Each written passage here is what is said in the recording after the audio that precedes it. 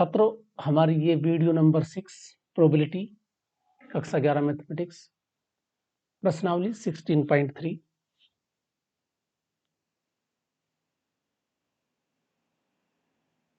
इसका पहला प्रश्न हमें बताना है कि ये वैध, ये जो हमारे पास टेबल है ये वैध है या नहीं है। ये हमारे पास समष्टि है। देखो हमारे पास यहाँ इतनी घटनाएं सबकी प्रायिकता दी है, तो देखो सभी पॉजिटिव हैं और इन सब का योग 1 होना चाहिए, तभी ये वैध माने। तो इसने कहा सभी प्रायिकताओं का योग 1 है और सभी 1 से छोटी है, क्योंकि प्रायिकता सदैव 0 और 1 के बीच में लाई करती है। दूसरा, अगर हम सबका योग करें, ये भी 1 ही है, ये भी बिल्कुल वैलिड है। अगर हम सेकंड की बात करें तो देखो अगर हम इन सबका योग कर लें 0.6 और 0.7 ही 1.3 बैठता है, तो इन सब का योग 1 से ज्यादा है, ये वैलिड नहीं है।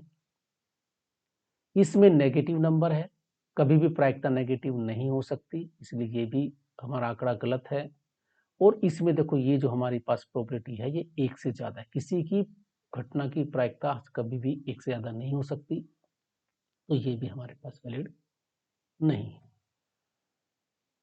अब हमारे पास ताश की गड्डी से 52 पत्तों से एक पत्ता निकाला जाता है, तो देखो NS कितनी होगी 52, एक पत्ता निकाला गया, अर्थात समष्टि में निम्न बिंदुओं की संख्या। हम जानते हैं ताश में 52 पत्ते होते हैं, इसलिए प्रत्येक समष्टि में कुल 52 अवयव होंगे। क्योंकि हुक्म का इक्का 1 होता है, पत्ता हुक्म का इक्का होने की प्रायिकता हुक्म का इक्का 1, हुक्म का देखो हुक्म के पत्ते 13 होते हैं, लेकिन हुक्म का इक्का 1 होता है, तो हुक्म के पत्ते होने की प्रायिकता NE/NS 1/52।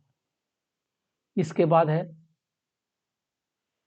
प्रायिकता ज्ञात कीजिए, इक्का हो और काले रंग का हो।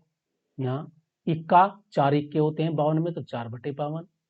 पत्ते 26 हमारे पास काले होते हैं, तो 26/52।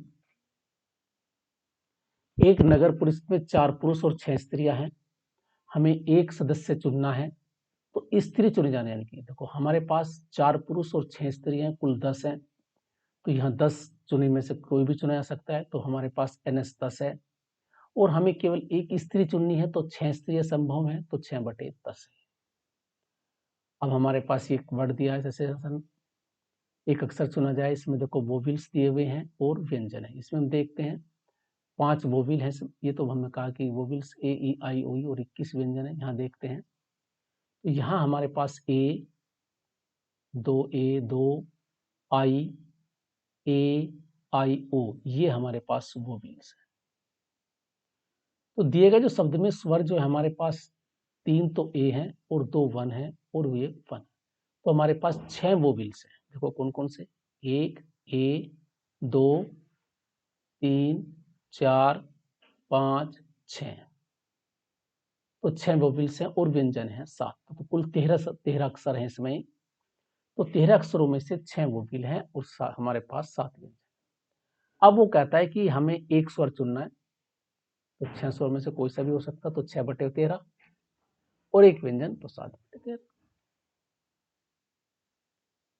यहाँ PA PB है, A और B परस्पर अपरजीवी घटनाएं हैं, तो PA का मान दिया है, PB का मान दिया है, परस्पर अपरजीवी घटनाएं हैं, तो दोनों का योग हो जाएगा। हम जानते हैं कि A और B परस्पर अपरजीवी घटनाएं हैं, तो A इंटरसेक्शन B 5, तो उनकी जो 0 होगी प्रायिकता, तो PA या B या PA बराबर होता है PA + PB - P, ये सूत्र मैंने कहा था, तो यहाँ 0 है, तो PA बराबर हो जाएगा PA + PB। इन दोनों की वैल्यू हमें पता है, दोनों का योग करके हमारा आंसर आ जाएगा। यहाँ E और F घटनाएं हैं, PE का मान दिया है, PF का मान दिया है, PE और F इन्हें इंटरसेक्ट का मान दिया है, तो हमें ये वैल्यू हमें ज्ञात करनी है।